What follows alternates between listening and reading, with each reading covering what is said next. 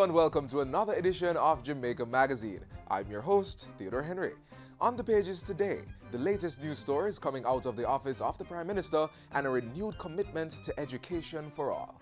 These and other initiatives come your way after this short message, followed by the news.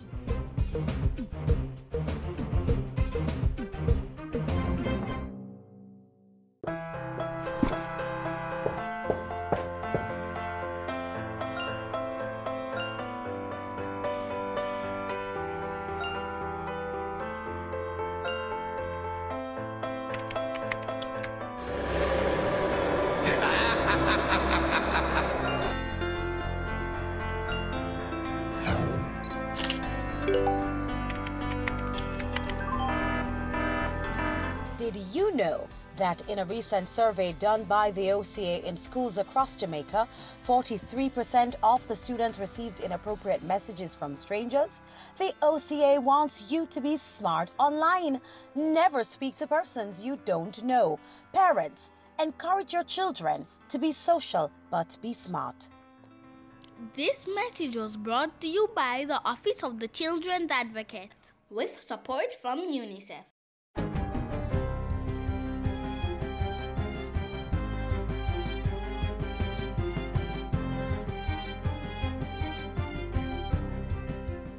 Good day, I'm Theodore Henry, and this is your GIS News for Monday, September 18.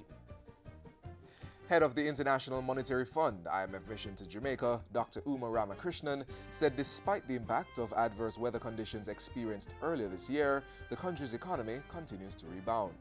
Dr. Ramakrishnan was speaking at a joint government of Jamaica IMF press conference on Thursday, where details of the review were outlined. The IMF head noted that Jamaica's economic program continues to deliver strong results, which have been fueling significant business investment, consumer confidence, and increased job creation. Dr. Ramakrishnan reiterated the IMF's growth projection for Jamaica for the 2017-2018 fiscal year. In the medium term, we do expect growth to be about 2.5% to 3% as Jamaica reaps the dividends from higher investment and higher productivity from all the reforms that are currently ongoing. For his part, Finance Minister Audley Shaw said the government remained firmly committed to meeting and surpassing all targets under the precautionary standby agreement, including debt reduction and the reform agenda. We are, however, conscious that Jamaica's growth recovery needs to be faster and more broad-based. Accordingly, we are focused on measures to expand employment, increase productivity, and reduce the informality in the economy by encouraging access to credit through structured reforms and more financial inclusion.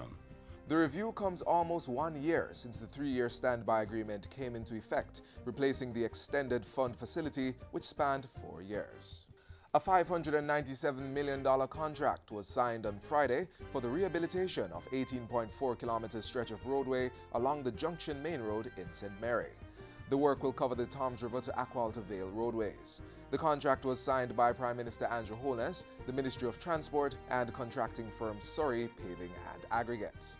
The project will last for 14 months, with Phase 1 expected to begin in October this year along the Aqualta Vale to Broadgate corridor. Prime Minister Andrew Holness noted the rehabilitation project will see the removal of deep curves along the roadway. The project will also resolve the drainage issues in the area, while providing greater connectivity between the northern and southern highways of the country. The proposed works will have a positive effect on the long-term economic development on neighboring towns and communities through the creation of employment directly related to the works. State Minister with responsibility for works in the Ministry of Economic Growth and Job Creation, Everald Warmington, said the scope of work to be undertaken will give the roadway a design life of 20 years. Features include the construction of shoulders where possible, provision of sidewalks, relocation of water, electricity, and telephone lines, installation of road furniture and traffic control devices, construction of surface and subsurface drains, bridge construction and pavement upgrading. The repair works are funded by the government and are being carried out under the GOJ Roads Rehabilitation Project Phase 2. The National Works Agency is the implementing agency. Meanwhile, another contract was signed for $29.4 million with Stanley Consultants Limited for consultancy services. 6 of the 14 Justice Centers, which are being established across the island by the Ministry of Justice, will be completed by the end of the year. Director and Principal of the Justice Training Institute, Karen Campbell-Basco, made the disclosure while speaking on Issues and Answers recently. Already we've opened a Justice Center in the parish of St. Anne, and there are plans to have at least 5 more open before the end of the year, and the additional amounts to total 14 to be opened by next year, 2018. Mrs. Campbell-Basco said the centers will facilitate services such as mediation, restorative justice, and direct interaction with custodies and justices of the peace. Through the centers, persons will also be able to access services of the Ministry of Justice. Mrs. Campbell-Basco further mentioned that JPs are being sensitized by the Training Institute on how to effectively play their role in community safety and security within the zones of special operations. JPs will be rostered and will be available to come within the zones through proper protocols and will be able to assess the situation. They will be provided with the relevant information that they will use to determine whether the citizen was detained reasonably, and then a determination is made, because the rights of our citizens are important and they must be protected. And finally, the National Council on Drug Abuse, NCDA, has launched a national public education campaign on ganja to reduce or eliminate youth engagement in ganja use. We have to strike that balance between the findings of trained professionals who devote resources to figuring out the safe use of marijuana and those who just see it as a way to get high. We cannot all agree and celebrate, frankly speaking, as a society, the economics of marijuana, and then look the other way when it comes to the deleterious effects. The initiative, dubbed Talk the Truth, Our Future Comes First, involves a multi-sector partnership with Ministries of Health, Justice, Education, Youth and Information, and National Security. High school students across Jamaica will have the opportunity to participate in discussions and activities on substance abuse. What do we want to tell them? And I'm winding down now. The truth as we know it, that their brains are not fully developed and are therefore more susceptible to negative effects from smoking, including moving onto hard drugs, so marijuana being a gateway drug. The NCDA team will train peer leaders at each grade level to deliver information to at least 20 students per session, training staff members in substance use and misuse. Also, the NCDA team will assist with the development of school policies on substance use and misuse and provide in-school counseling support initiatives. The public education program will also utilize traditional media and all the social media platforms to engage youths. And that's it for JIS News today. I'm Theodore Henry. Thanks for watching.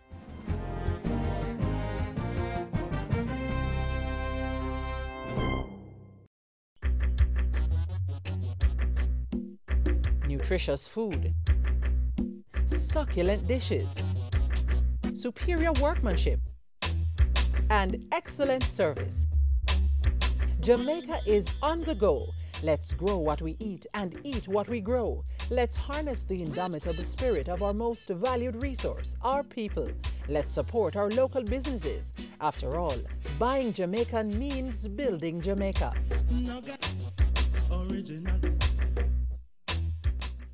Jamaica gets passing grade from the International Monetary Fund. ZOSO Joint Command meets its operational requirements, and a $626 million contract signed for Junction Road Improvement Project.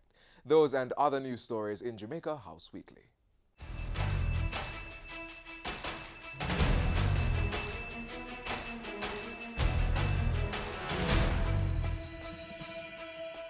Jamaica now has access to $790 million under its precautionary standby agreement with the International Monetary Fund, IMF.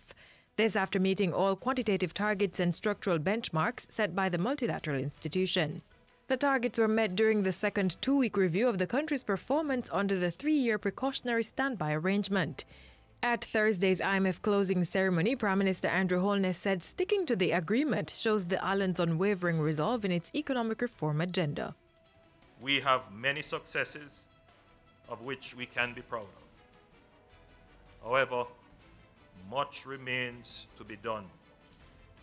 Now is the time to recommit ourselves to the task at hand, the task of ensuring that we secure for future generations a Jamaica that is economically independent and can one day be a net contributor to the international community. The Prime Minister dispatched Attorney General Marlene Malahoo Fort to the Norman Manley International Airport to welcome representatives from another multilateral institution this past week. From September 14 to 15, the island hosted executive directors of the World Bank. The representatives of the bank were carrying out field visits of the programs they sponsor on the island. The programs include economic reform, public sector transformation, and disaster risk reduction and management. Though it is early in the implementation of the first zone, the signs for peace and transformation of Mount Salem are positive. This is the first step, and it will yield tremendous benefits for Jamaica and all Jamaicans. Prime Minister Andrew Holness updating the nation on the first 10 days of activities in the Mount Salem Zone of Special Operations.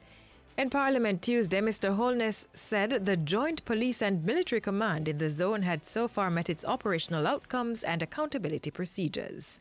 The Prime Minister said 2 wanted men have been arrested and 5 illegal guns and ammunition recovered. Lead sheets used in lottery scamming were also seized. In the meantime, Mr. Holness said community members accessed 1,400 services during a 2-day community services fair in the area. In the provision of civil documentation, 258 persons applied for birth certificates, 72 persons applied for TRN numbers, and 41 persons applied for NIS numbers. In terms of the provision of health, 237 persons were examined by general practitioners. 470 persons received dental services, and 156 persons received optical services. Mr. Holness said 43 persons were registered by Heart Trust, 11 under the Hope Apprenticeship Program, and 13 persons received call center placements at the fair. Additionally, 55 persons were registered for benefits under the Program of Advancement through Health and Education PATH, and 46 persons applied for their food handlers permits. And community engagement activities continued in the Mount Salem Zone of Special Operations this past week. Community meetings have been held with discussions centering on jobs, development, and social intervention. The National Works Agency has also reserved funds to address roads, drainage, and beautification needs of the community. Mr. Holness added that the National Water Commission and the National Energy Solutions Limited have also visited the zone to work with residents to regularize electricity and water connections. Sanitation of the zone is also being addressed. I've had discussions with the Minister of Local Government and with the head of the NSWMA, and a program will be put in place very shortly to clean up the community, to take up all the garbage that is in the community. Let me express the sincere hope that our meetings here will serve to strengthen and deepen our relationship and bilateral partnerships. Prime Minister Andrew Holness expressing Jamaica's unwavering commitment to bolstering its friendship with the People's Republic of China. Mr. Holness gave the assurance during Monday's one-day official visit of State Councillor and Director of the Central Foreign Affairs Office in China, His Excellency Dr. Yang Jieshi. The visit marked the 45th anniversary of Jamaica-China relations. During a courtesy call, Prime Minister Holness thanked China for providing assistance in infrastructure, investment, and technical expertise in Jamaica's development. And in bilateral discussions, Mr. Holness reaffirmed the island's commitment to its Framework Cooperation Agreement for production capacity with China. He said greater partnership is anticipated in trade in the manufacturing, agriculture, and bauxite sectors. Persons traversing the Junction Main Road, which links St. Andrew to eastern parishes, will soon have a smoother and shorter travel time.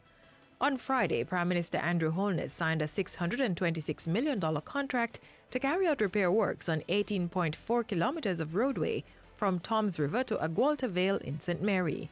The project, to be financed by the government, will be done in phases, with the first phase covering 4.8 kilometers of roadway from Agwalta Vale to Broadgate.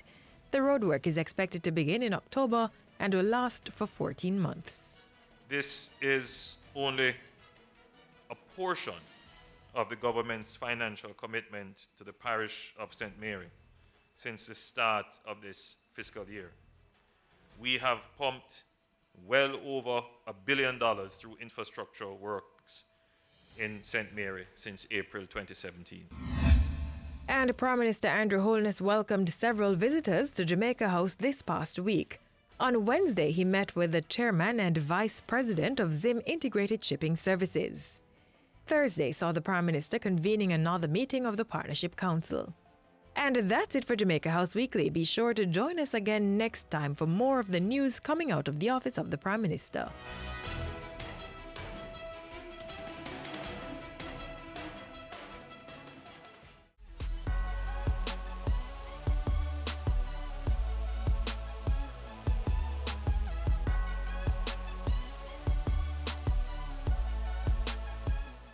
Every child can learn. Every child must learn.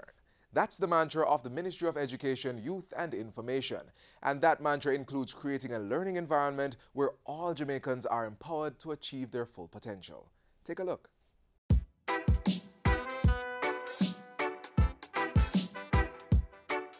So much has been done by the Ministry of Education, Youth and Information to advance learning of deaf students. And with me to talk about these achievements is Education Officer within the Ministry, Christina Addington. Welcome, Mrs. Addington.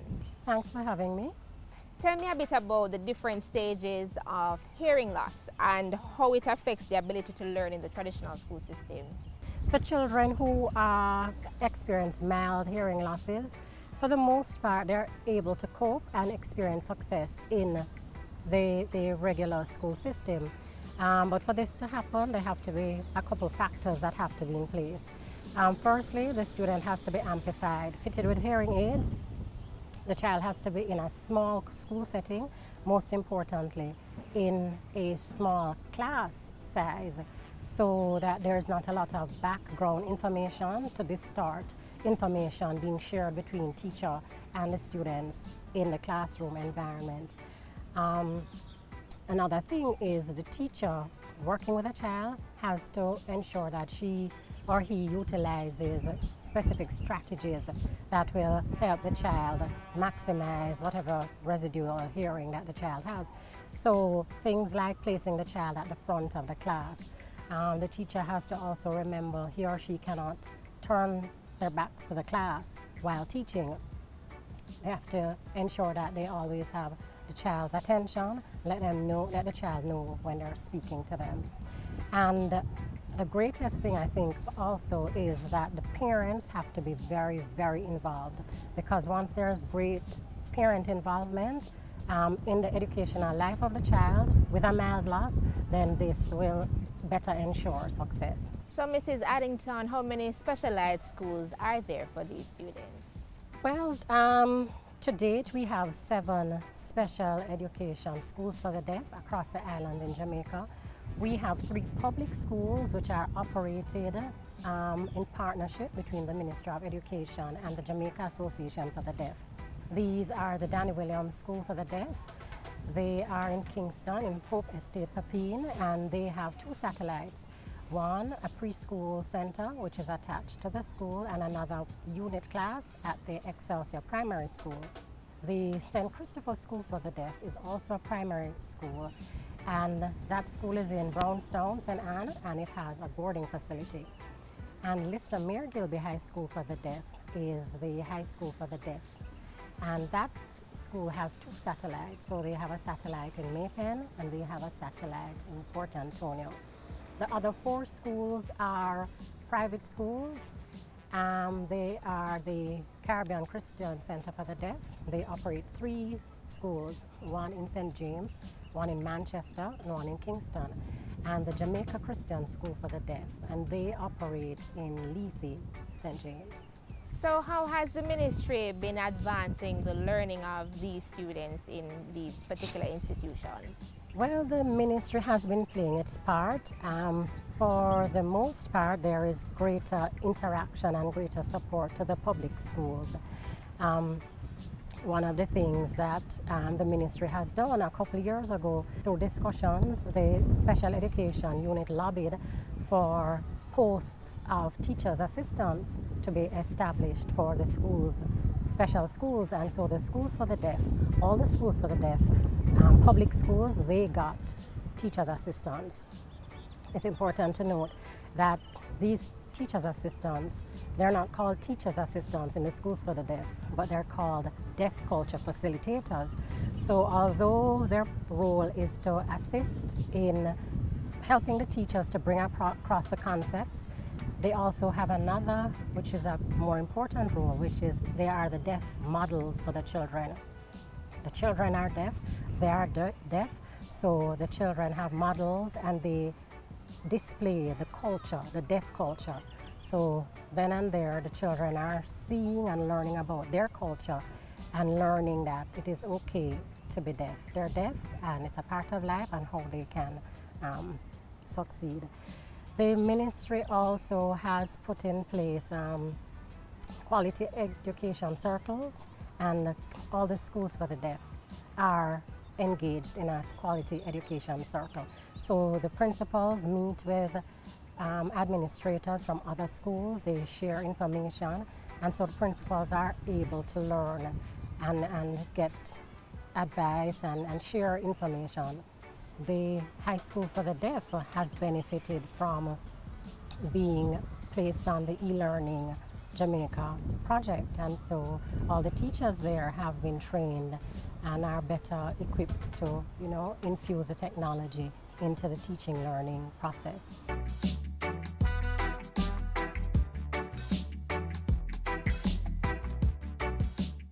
No son, a verb is an action word. Parents need to become more involved in their children's education. Parents are the first and in many cases the most important teachers. Read with your children, review their schoolwork, visit their school. Tapping and rapping and slapping, I said. Nice, high five.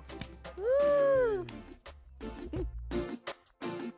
A good education will never decay.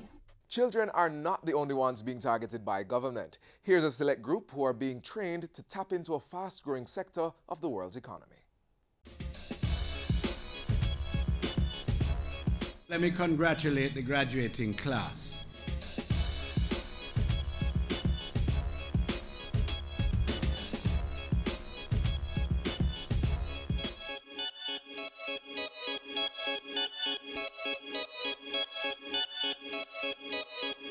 It's a $250 billion global industry, and Jamaica wants in a big way. So more than 1,000 young farmers are being trained to tap into the lucrative nutraceutical industry. The Young Nutraceutical Farmers Training Course is being delivered by the National Commission on Science and Technology in partnership with the Jamaica 4-H Clubs and the Scientific Research Council. 53 farmers from across the island have already been trained under the 3-year program. They were engaged in a 2-week intensive entrepreneurial training course that covered nutraceutical plant establishment and processing, basic bio-based laboratory skills, and good agricultural practices. We are not training only farmers. We are training and will continue to train entrepreneurs. Persons will be able to transform and improve on traditional agricultural practices to drive commerce, support industry, and strengthen the economy. Minister of Industry, Commerce and Agriculture Carl Samuda has assured those who've already graduated that they have the ministry's full support as they use their new skills to earn for their families and the country. I have pledged this throughout the length and breadth of Jamaica. My ministry, which is a combination of business and agriculture, and agribusiness especially, will play its part to facilitate you in every way possible. There can be no problem too great. There can be no activity in which I am engaged that is so pressing that I will not find time to deal with young people who want advice or assistance, especially in the field of agriculture, especially when it is combined with entrepreneurial activities.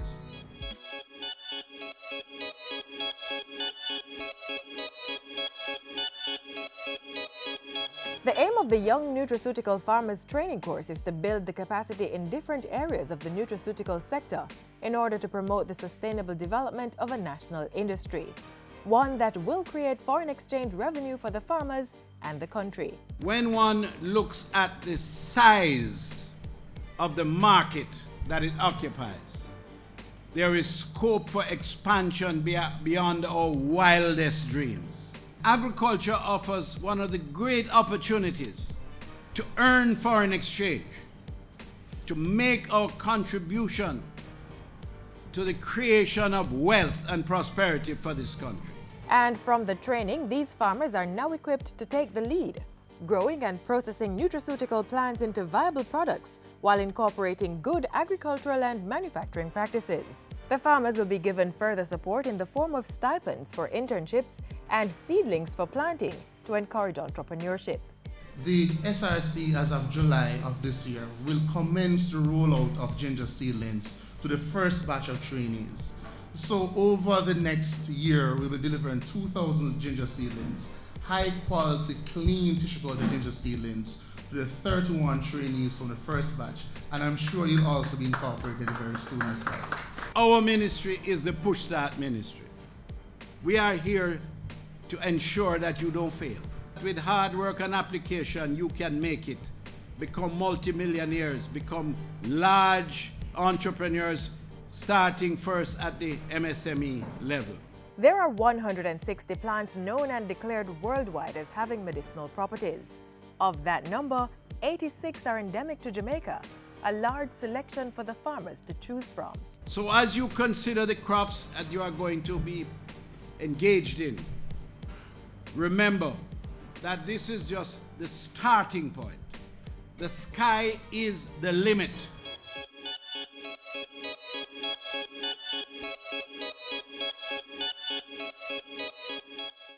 Jamaica comes alive for Jamaica 55. The Jamaica Information Service is inviting primary, secondary, and tertiary students to catch the vibes and join in the celebration by participating in this year's staging of the JIS Heritage Competition. Primary and prep school children, ages 9 to 12, enter the essay competition and tell us how you would want to see Jamaica in 55 years. High schoolers, enter the poster competition. Show us your artistic interpretations of Jamaica throughout her 55 years in a poster titled Jamaica 55. Posters may be designed digitally or illustrated. Zoom, click, snap. Yes, tertiary students, the photo competition is back. Capture an image that best represents Jamaica 55. For more information on the competition rules and how to submit entries, visit the JIS website at www.jis.gov.jm. You may also send an email to heritageessay@jis.gov.jm, heritageposter@jis.gov.jm, or heritagephoto@jis.gov.jm, or call us at 926-3590-4. The deadline for all entries is October 31, 2017. So ready, set, go for prizes galore. JIS Heritage Competition 2017, celebrating Jamaica 55.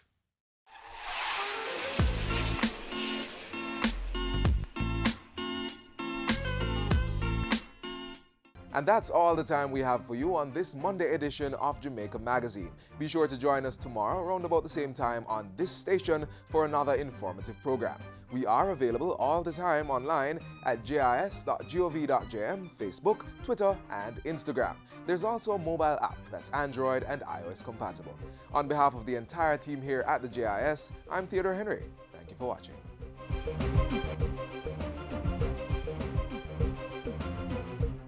This has been a production of the Jamaica Information Service, the voice of Jamaica.